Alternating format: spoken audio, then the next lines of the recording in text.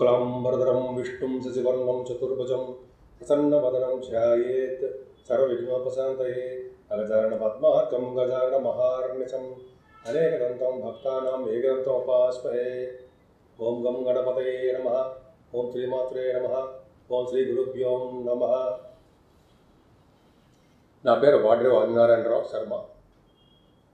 నా నెంబర్ 7075389589 7075389589.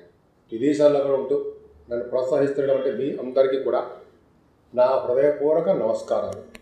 ఇప్పుడు మనం 11వ తారీఖు మే నుంచి 17వ తారీఖు మే వరకు కూడా 12 రాశుల వారికి ఎలా ఉండబోతోందో మనం తెలుసుకుందాం. కుంభరాశి అండి. కుంభరాశి వారికి చెప్పవలసిన అవసరం ఉందండి. మీరు రెడీగా ఉండండి. మీ రాశికి రే గురుడు చూస్తున్నాడు. 15వ తారీఖు నుంచి చాలా కంఫర్టబుల్గా ఉంటారు. ఇంతకుముందు చాలా అనీజీగా ఫీల్ అయ్యేవారు. అబ్బా ఎందుకన్నా నాయన బాబోయ్ అనేవాళ్ళం. ఎప్పుడు అనేవాళ్ళం అంటే జనరల్గా చెప్తానండి. కుంభరాశికి గురుదృష్టి ఎప్పుడైతే పడిందో ఇంకా చెప్పవలసిన అవసరం లేనే లేదు. వాళ్ళకి అన్ని రంగాల్లోనూ ముందంజలో ఉంటారు. చక్కటి కార్యక్రమాలన్నీ చేస్తుంటారు. మంచి మంచి ఆలోచనలు వస్తాయి. జ్ఞాపకశక్తి పెరుగుతుంది, జ్ఞానశక్తి పెరుగుతుంది, నలుగురిలోనూ గుర్తింపు పెరుగుతుంటే మీకు 15వ తారీఖు నుంచి సామాన్యంగా కుంభరాశి వారికి చాలా అద్భుతమైన ఫలితాలు ఉన్నాయి. మీరు రెడీ అవ్వండి. మరి ఫారిన్ కంట్రీస్ వెళ్ళడానికి వెళ్ళడానికి రెడీ అవ్వాలా? ఊరుకోండి సార్ అని అంటారే మీరు. కానీ అలా కాదు, నిజంగా చెప్తున్నా. ఎందుకు కారణం చెప్పండి అంటే ఏం లేదండి. చాలాసార్లు చెప్పాను మీకు. మీ రాష్ట్రాధిపతి 12వ ఇంటి వాడు అవ్వడం వలన ద్వితీయ భావంలో ఉన్నాడు. అది మాత్రం మర్చిపోకూడదు. ఎక్కడున్నాడు? గురుడు హౌస్లో ఉన్నాడు. కాబట్టి ఖచ్చితంగా మీకు 12వ హౌస్ నాడు 12వ భావం ఉంటే మీరు విదేశాలు వెళ్ళి తీరుతారు. మీ చదువులు ఉద్యోగ రీత్యా అలాగే వ్యాపారాల రీత్యా ధన సంపాదన కోసం మీరు వెళ్తారండి. సూపర్, బ్రహ్మాండం. అంతేకాకుండా జనరల్గా సెకండ్ భావంలో చేరి ఉంటే ఇబ్బంది మీకు తెలియదు ఏమంటే ఇబ్బంది పెట్టేస్తుంటాడు కదా. ఇంకోటి చెప్పాలండి, రాహు కూడా ఉన్నాడు కదా. 18వ తారీఖు వరకు రాహు ద్వితీయ భావంలో ఉంటాడు. అవును, ద్వితీయ భావంలో రాహుని డబ్బులు డబ్బులు ఇస్తాడు. ఆభరణ యోగాలు వాళ్ళ జాతకాలు ఇచ్చి ఆభరణ యోగాలు ఇస్తాడు. కానీ అదృష్టవంతులుగా చేయలేకపోతుంటాడు. మీరు అదృష్టవంతులు కారు రాహు వల్ల. అంతే తప్ప మీరు అదృష్టవంతులు కారని నేను చెప్పను. కొంచెం అదృష్టవంతులే. రాహు ఇవ్వడం తక్కువగా ఉంటుంది. మిగిలిన గ్రహాలు లేవా, వాళ్ళు ఇస్తారు. అంత తర్వాత అది పక్కన పెడతారండి. శనీశ్వరుడు వలన కొద్దిగా మీ మాట పరుషంగా ఉంటుంది. మాట జాగ్రత్తగా మాట్లాడండి, మౌనంగా ఉండండి. ఇంకా మీకు మించిన వాడు ఎవడో ఉండడు. కింగులా బతుకుతారు. అంటే ఏంటి, బుక్కుని కోపం చేస్తూ ఉంటుంది. క్షణికమైన కోపం, ఆవేశం, అదొక్కటి మీరు కంట్రోల్ చేసుకున్నారో మిమ్మల్ని మించిన వాళ్ళు ఇంకో లేరని సరదాగా అంటున్నాం కదా. అద్భుతం. కూడా బాగున్నాడు. రఘు ఉన్నాడు కదండి. పరాక్రమ స్థానం రఘు ఉన్నాడు.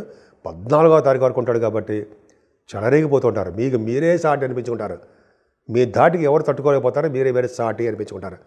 అంతేకాకుండా మీ తమ్ముళ్ళకి తోబుట్టువులకి బ్రహ్మాండ సౌకర్యాలు కలిగిస్తారని మీరు. బుధుడు కూడా చేరుతున్నాడు. 3వ భావంలో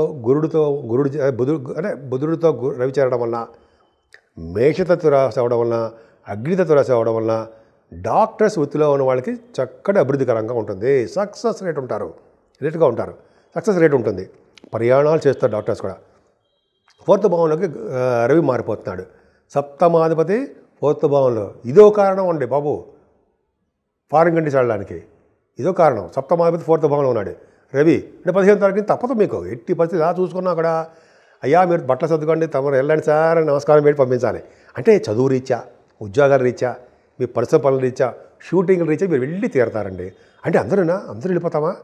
నేను వెళ్తానండి, అవకాశాలు ఉన్నాయి. సరే, అది ఏం చెప్పేది ఏంటంటే అందరూ వెళ్ళరా అంటే అర్థం ఏంటంటే జనరల్గా వాళ్ళ జాతకాల రీత్యా రాహుతో కనెక్ట్ అయిపోయి ఉన్నాడు శని. డెఫినెట్గా వెళ్తారు. అలా రాహు కనెక్షన్ కూడా ఉండాలండి. ఎందుకంటే ఇంత విడమరి చెప్పాలంటే శాస్త్ర నాలెడ్జ్ ఉండాలి. పెద్ద గొప్ప కాదు. కానీ ఇలా ఉండాలని చెప్పడం అనేది కొంత అర్థమైతే చెప్తున్నాను అనమాట. మీకు అర్థమవుతుంది. అంత అన్నిటికంటే విషయం ఏంటంటే పంచమ స్థానంలో గురుడు. ఈయన ఒక్కడ చాలడండి మనకి కుంభరాశి వారికి. పంచమ స్థానంలో గురుడు అండి. పంచమ స్థానంలో ఉండి మీ రాశికి గురు దృష్టి పెట్టాడంటే అసలు మీరు మనుషులా? సామాన్య మనుషులు కాదు. అసంజమైన సామాన్యులు అంటారు సార్. అంత అద్భుతం. ఎందుకని పొగడ్డం ఏంటంటే సార్, పంచమ స్థానంలో గురుడు ఉన్నాడంటే, ద్వితీయాధిపతి పంచమ స్థానం ఉన్నాడంటే మీ పుత్రుల ద్వారా దాని సంపాదన కలుగుతుంది. మీ పుత్రికల ద్వారా దాని సంపాదన ఉంటుంది. వాళ్ళకి డెవలప్మెంట్స్ ఖచ్చితంగా ఉండి తీరుతుంది. మీ అబ్బాయిలు ఎటువంటి పొజిషన్లో ఇబ్బందికరంగా ఉన్నా వాళ్ళు సక్సెస్ అవుతారు. కోర్టు రిలేటెడ్ కానీ లా రిలేటెడ్ కానీ సంబంధించిన విషయాల్లోనూ పెళ్ళిళ్ళు కావట్లేదనో ఉద్యోగాలు రావట్లేదు ఉన్నా కూడా మీ సంతానానికి మగ సంతానానికి ఆడ సంతానానికి కూడా చెప్తానండి.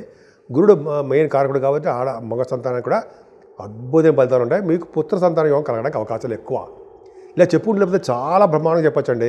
ఇంకా చెప్పండి, గురుడు పంచమ స్థానంలో ఉండడం వల్ల పొలిటికల్ రంగంలో ఉన్న వాళ్ళకి పదవులు వస్తాయండి. అది ఖచ్చితం. గాయత్రి మంత్ర సిద్ధి, ఎదుటి వాళ్ళని పోషించే శక్తి, చక్కటి భోజన వసతులు చెప్పుకుంటే అద్భుతం కదండి. సామాన్యమా పొలిటికల్ రంగంలో కదండి, మీరు సాహిత్య రంగంలో కానీ సినిమాల రంగంలో కానీ ఉంటే దూసుకుపోతారు, మిమ్మల్ని మీరే సాటి అనిపించుకుంటారు. అలాగే సప్తమాధిపతి కూడా వర్తభావం ఉన్నాడండి. సప్తమాధిపతి అంటే భార్య గారి భర్త గారి స్థానాధిపతి రవి వర్తభావం ఉండడం వల్ల కంఫర్టబుల్నెస్సే. కాకపోతే అంటే మీకు విదేశీ పర్యటన జరగడానికి ఒక అవకాశం రవి కూడా ఇస్తున్నాడు అని చెప్పచ్చు. అంతేకాకుండా అష్టమ స్థానంలో కేతు ఒక ఉన్నాడండి. ఇదే ఇబ్బంది. అంటే అష్టమ స్థానానికి శని దృష్టి ఉంది, ఇంతకుముందు గురు దృష్టి ఉండేది. కాబట్టి ఎప్పటికప్పుడు మీరు కేతు జపం చేయించుకోవాల్సిందే. అంటే మీ ఆరోగ్య సమస్యలు రావడానికి అవకాశం ఉంది. జాగ్రత్తగా హెల్త్ ప్రాబ్లమ్స్ రావడానికి ఈ మన మే 19 నుంచి అవకాశం ఉన్నాయండి. సంవత్సరాల పాటు శని చూస్తున్నాడు, క్లియర్గా శని చూస్తున్నాడు. కాబట్టి జాగ్రత్తగా అష్టమ స్థానాన్ని బాగా పట్టాలి మనం అంటే జనరల్గా చెప్తానండి, అంటే పూజ చేసుకోవడం చేస్తూనే ఉండాలి. సో దానివల్ల మంచి యోగం కలుగుతుంది. భాగ్యస్థానం చూస్తున్నాడండి గురుడు. భాగ్యస్థానం కూడా మనం ఏం చెప్పాము, కోర్టు సంబంధించిన వ్యవహారం అంటే లా సంబంధించిన విషయాల్లో కూడా గెలవడానికి మంచి వార్తలు రావడానికి 9th భావం కూడా చూస్తాము అని శాస్త్రం చెప్తోంది. గురుదృష్టి పర్ఫెక్ట్గా ఉంది 9th భావానికి, బ్రహ్మాండంగా సక్సెస్ అవుతారు. అలాగే విదేశ పర్యటన చేస్తారు, చదువుల నుంచి విదేశాలు వెళ్తారు. గురువుగారి పీఠాధిపతులతో కలిసి మీరు తీర్థయాత్ర చేస్తారు. నైమిసారణ్యం అని, కాశీ క్షదర్శనాలని, గంగా స్నానాలని. విపరీతంగా బాగా ఇంకా నుంచి 1 సంవత్సరం పాటు నిరవధికంగా మీరు ప్రయాణాలు చేయడానికి అవకాశం ఉంది. ప్రయాణాల్లో మీకు అనారోగ్య సమస్యలు రావడము, హెల్త్ ప్రాబ్లమ్స్ ఇష్యూస్ రావడానికి అవకాశం ఉంది.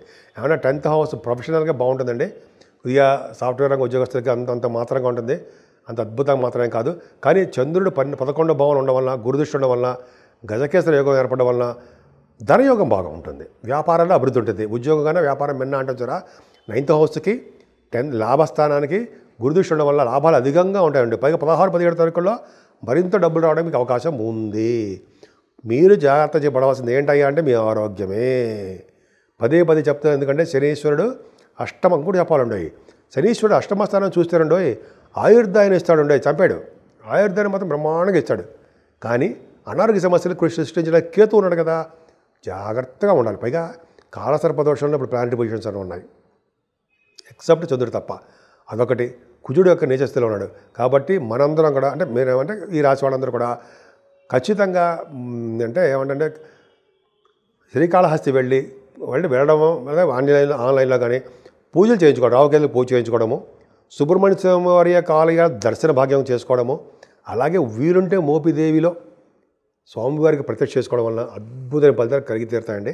అది పక్క పెడితే ఈ నెల 12వ తారీఖుని పౌర్ణమి వస్తుంది. ఈ మాసం అంతా వైశాఖ మాసం అంతా విష్ణుమూర్తికి ఇష్టమైన మాసం.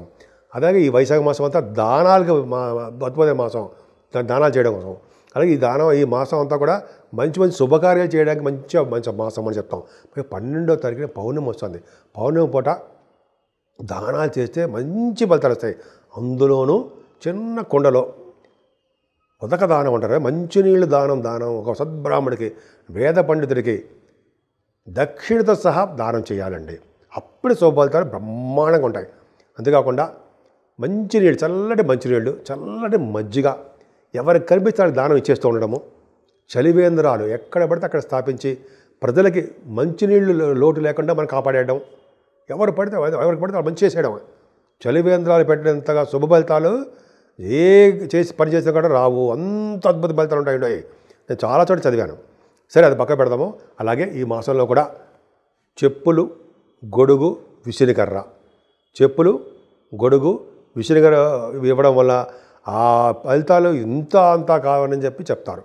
అలాగే వస్త్రదానం, అలాగే అన్నదానం, ఇవన్నీ 5 దానాలు మన చేతిలో ఉన్నవేనండి. మన డబ్బులు కూడా ఉన్న దగ్గర ఉన్నవే. మనం బుద్ధి పుట్టాలంతే. చేయడం వల్ల విశేషమైన ఫలితాలు, పైగా ఈ మాసంలో చేయడం వల్ల, పౌర్ణమి పూట చేయడం వల్ల అద్భుతమైన ఫలితాలు కలుగుతాయనలా సందేహం లేదు. మీనరాశి నుంచి మేషరాశి వరకు కూడా చెప్పదగ్గ పరిష్కారాలు, సూచనలు, రెమెడీస్ అంటాం కదండి మనం. ఏంటి అంటాం, అడుగుతాం కదా జనరల్గా ఏం చేస్తే బాగుంటుంది. ఈ వారం రోజులు కూడానండి 12 రాశుల వరకు అండి, మీనరాశి నుంచి మేషరాశి వరకు అనుకున్నాం కదా. ఇది ఫలితాలు ఏంటంటే ముఖ్యంగా కాలసర్ప దోషంలో అన్ని గ్రహాలు ఉన్నాయండి.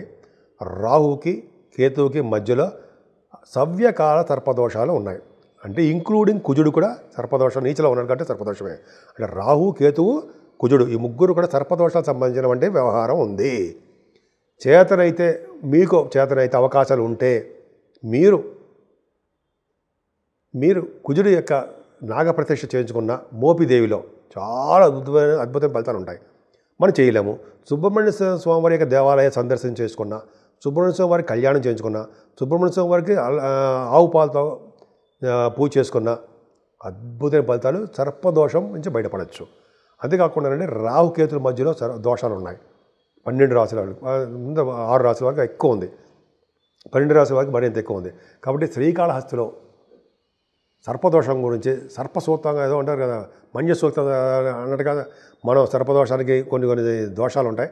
అది ముఖ్యంగా కాళహస్తిలో మనం సర్పదోషం గురించి పూజలు చేసుకున్నా, మనం అక్కడికి వెళ్ళలేకపోయినా ఆన్లైన్లో పూజ చేయించుకున్నా, లేదా మన దగ్గర ఉన్న దేవాలయాల్లో రావుకేతులు పూజ చేయించుకున్నా, లేదా అమ్మవారికి అభిషేకాలు చేయించుకున్నా, కుంకుమ పూజ చేయించుకున్నా, లేదా చండీ హోమాలు లాంటి మంచి మంచి పౌర్ణమి పూట చేస్తారంటే చండీ హోమం అది చేయించుకున్నా 12 తారీఖునే రావుకేతుల వల్ల వచ్చే దోషాలు సంపూర్ణంగా పరిహారం అవుతాయి. అంతేకాదండి, ఈ వైశాఖ మాసం ఎంతో పవిత్రమైన మాసం, విష్ణుమూర్తికి అత్యంత ఇష్టమైన మాసం. ఈ మాసంలోనే శుభకార్యాలు బ్రహ్మాండంగా చేస్తుంటారు, పెళ్ళిళ్ళు అవి. సో ఈ మాసంలోనే దానాలకి పెట్టిన పేరు, ఏ దానం చిన్న దానం చేసినా విశేషమైన ఫలితాలు, అనేక రెట్లు ఫలితాలు ఇస్తాయి. ముఖ్యంగా మంచినీరు దానం ఇవ్వడం, ఉదక దానం అంటే చిన్న కుండలో బ్రాహ్మణుడికి నిండా నీళ్లు పోసి, కుండలో నీళ్లు పోసి సద్బ్రాహ్మణుడికి కానీ వేదశాస్త్ర పండితులకు కానీ దక్షిణతో పాటు దానం ఇవ్వాలండి. దానం వల్ల వచ్చే ఫలితాలు అంతా ఇంతనా రెట్టింపు ఫలితాలు ఉంటాయి. అంతేకాదు ముఖ్యంగా మంచినీళ్ళు దానం ఇవ్వడం, చల్లటి మంచినీళ్ళు, మజ్జిగ దానం ఇవ్వడం ఒకటి అద్భుతమైన ఫలితాలు ఉంటాయండి. అంతేకాకుండా చెప్పులు, విసనకర్రలు, అలాగే వస్త్రాలు దానం ఇవ్వడము, గొడుగు, చెప్పులు, గొడుగు, అలాగే విసనకర్రలు, ఈ 3 చాలా మర్చిపోతుంటాను నేను. ఆ దానం చాలా పవర్ ఉంటుందండి. అదొకటి మనం సపరేట్ ఎపిసోడ్ కూడా చేసుకుందాం. అంతేకాకుండా అన్నదానము, వస్త్రదానము అండి. వస్త్రాలు, బ్రాహ్మణుడు కట్టుకునే వస్త్రాలు ఇవ్వండి, అంత అస్త్రాల్లా పనిచేస్తాయి మీకు, అంత అద్భుతమైన ఫలితాలు ఉన్నాయండి. సో ఈ విధంగా 12 రాశి వాళ్ళు చేతనైనంతగా మీరు పూజలు చేసుకోండి. చేతనైనంతగా ఎదురు వాళ్ళు సహాయం చేస్తూ, మంచినీళ్ళు ఉదకదానం చేసుకుంటూ, అలాగే చలివేంద్రాలు బాగా పెట్టి దాహాన్ని తీర్చే వ్యక్తులుగా మీరు తయారవ్వండి. మీ భవిష్యత్తు ఎలా తీర్చిదిద్దాడో భగవంతుడు మీరే చూస్తారు.